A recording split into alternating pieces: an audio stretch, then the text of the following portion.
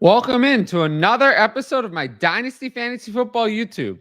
Today, we're talking about how to master Dynasty trades and elevate your fantasy football strategy. Make sure to like, comment, and most importantly, subscribe if you haven't.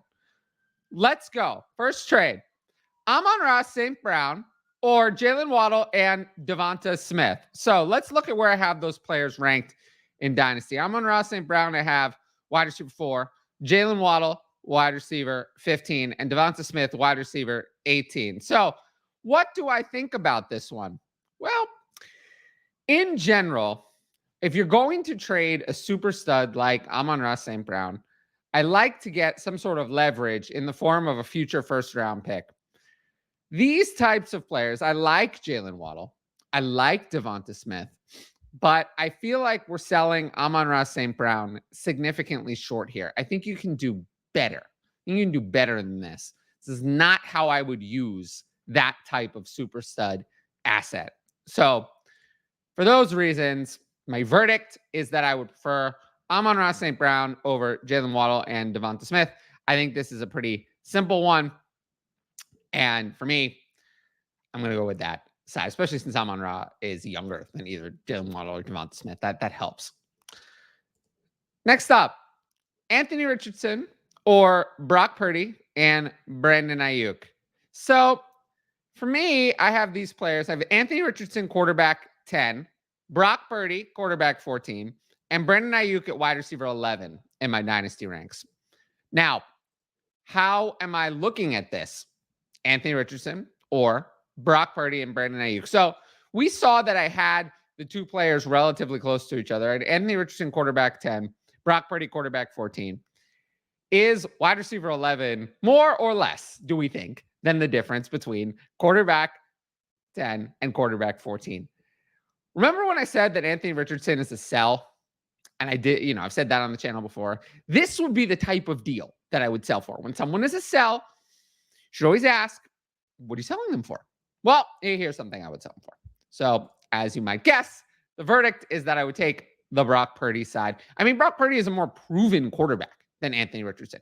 Anthony Richardson has more fantasy upside, but we have no idea if Anthony Richardson's actually going to be good. We don't know that. We know that Brock Purdy is good. So for me, I'm taking the Brock Purdy and Brandon Aiyuk side here very, very easily. Next up, David Njoku or Tony Pollard and Tucker Kraft, 12-team Superflex tight end premium. So this one I think is very interesting. I have David Njoku tight end 10, Tony Pollard RB31, Tucker Kraft tight end 17. Now, how do I look at this one? It's a bizarre trade. There are no stud assets in here. You're probably not going to win your league with any of these players. It's just a question of who do you believe in more? Who's the most likely to be a difference maker? Who's the most likely to have value? And also, what's the most likely thing to lose value? So when I look at it that way, in the tight end premium, I think I would rather have David Njoku. I think that David Njoku, who just turns 28 this summer, is going to give you 2 to 3 years of, in a tight end premium, valuable tight end production. Tony Pollard, to me, looked washed last year. So I'm not sure that he's going to outproduce Tajay Spears. A lot of people are saying that. I heard people saying, oh, Tony Pollard is going to be this year. He's going to be top 20, top 15. Why? Why? He was bad last year. Why is he going to be better this year? A year older on a much worse offense. Please explain. I don't understand.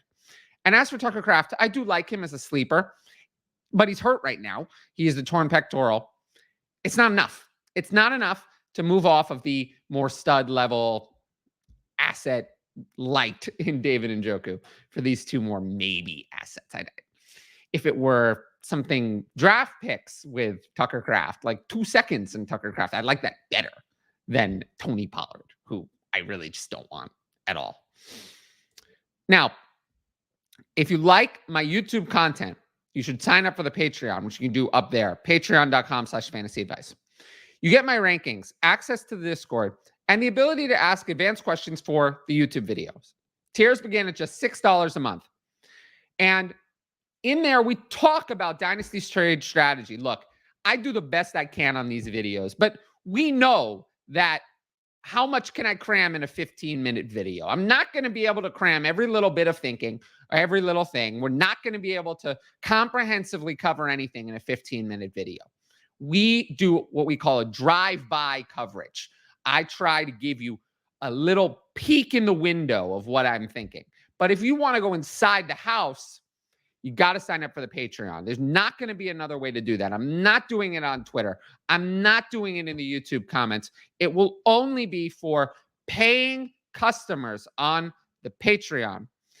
Because at the end of the day, I love doing independent content on the YouTube channel where it's not controlled by big corporate interests and, overzealous editors. But in order to do that, it requires independent monetary support to create such content, especially to improve it, which has been a struggle for me over this year. So any support would be much appreciated.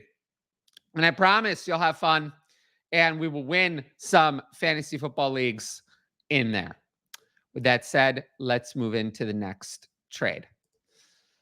Jahan Dotson plus Rico Dowdle or Zamir White, the 10-team Superflex tight end premium. So these players, let's take a look. Jahan Dotson, wide receiver 58. Rico Dowdle, running back 65.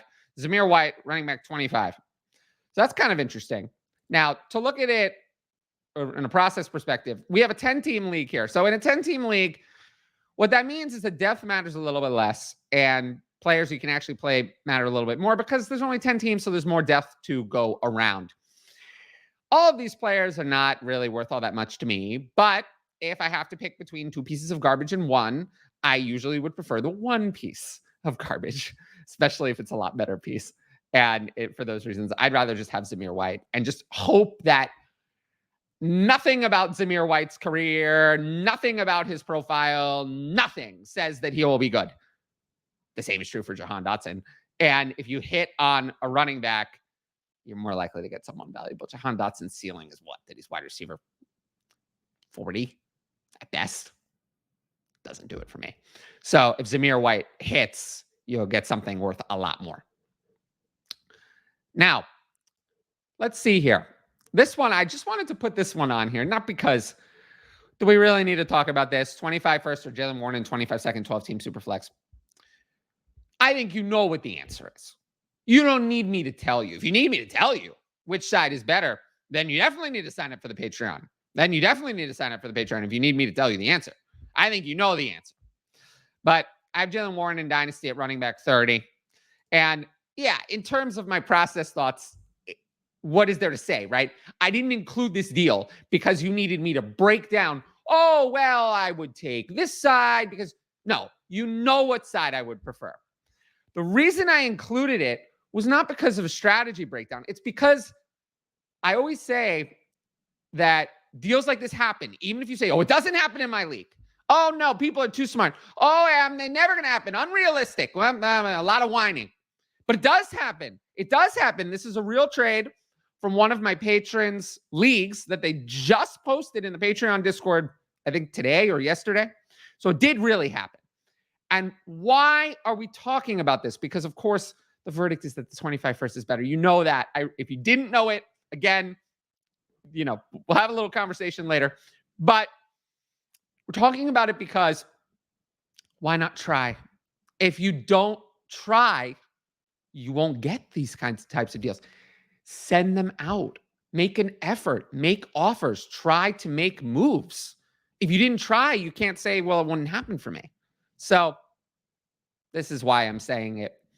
And I always say managers who work hard, who send a lot of trade offers, who explore every avenue to improve their team, usually do better than the ones who are lazy and don't do anything. So that's just why I included this particular trade. Now, the last one I want to close with, A.J. Brown in the 25 second or Jaylen Waddle, 25 first and 25 third, 12-team Superflex here. Now, we talked about Jaylen Waddle earlier. I have him wide receiver 15. A.J. Brown, I have wide receiver 9. Now, for me, this is the most interesting deal on here because I think most people looking at this would take the A.J. Brown side. Now, for me, this is the type of deal I'm only making in one direction, okay? If I had the Jaylen Waddle side, am I going to take Jaylen Waddle, add a first to him to get an older wide receiver who, while I love A.J. Brown, was not good down the stretch last year, is 27. He's not going to gain dynasty value. A.J. Brown's not going to gain dynasty value. He's only going to go down over time. And it's an offense that the passing tree is very thin. There's not a lot of passing. So it's hard. I mean, the path for A.J. Brown to be a super stud, it's there, but it's thin. It's very thin. Jaylen Waddle's not as good as A.J. Brown. But would I pay a 25 first to get up to A.J. Brown? Probably not. So for me, I guess I would lean the Jaylen Waddle side. Now, if I had Jaylen Waddle, I'm not doing this for A.J. Brown. If I had A.J. Brown, do I think I could do better than this? Yeah, probably. And I don't actually know which side of this trade my Patriots started with. All these trades are from the Patreon, but I actually don't know which side was started with. If I had A.J. Brown's a big sell to me. Do I think I could do better? Would I try to take the second off? Yes. So just because I would prefer the Waddle side doesn't mean I wouldn't negotiate. Yeah, it's better to hit a single than not to hit it all, but it's better to hit a double than a single. I always say that sometimes people try to hit a home run with every trade. I usually try to focus on turning singles into doubles instead of getting super greedy and turning them into home runs, if you want my baseball analogy. But that's my verdict on this one. Now, again, if you like the video so far, make sure to like, comment, and most importantly, subscribe to the channel. And let's check out, I have one Patreon question today. Outlook for Zay Flowers this season. Do you think he could hit 1,000 yards this year? Well, let's look at what he did last year. 77 catches, 858 yards, 5 touchdowns, and 8 carries, 56 yards, and a touchdown in 16 games. So he wasn't that far off from 1,000 yards in 2023. However, Mark Andrews was not healthy for a lot of the year. It's possible that Flowers could lean the mark. I hit the mark. Wow, can't talk today. Hit the 1,000 receiving yard mark, but I would lean toward the under. If I had to bet, I would probably be in the 900s for him. So yeah, I'd lean no. Not a big fan of Flowers. I'm a little worried that the offense is going to be even more run heavy, and Mark Andrews being healthy is going to take away from Flowers, and that someone else is going to emerge as something. I don't know who that's going to be. Maybe Rashad Bateman. Not that he's going to be fantasy relevant, but that he's going to be better than he was last year. Now, if you like the video, make sure to like and leave a comment with your thoughts. As always, the best way to support the YouTube channel is to subscribe. And don't forget to hit that notifications bell so you can be notified about all my exciting content as it drops. Of course, if you want my best fantasy football advice, it's available on the Patreon. Dynasty, redraft, rookie, start sit, and more. And every sign up, wow, really can't talk today. Every sign up helps support my independent content. Oh, I finally got that line out. But as always, I want to thank everyone for watching the YouTube, and I'll see you all later.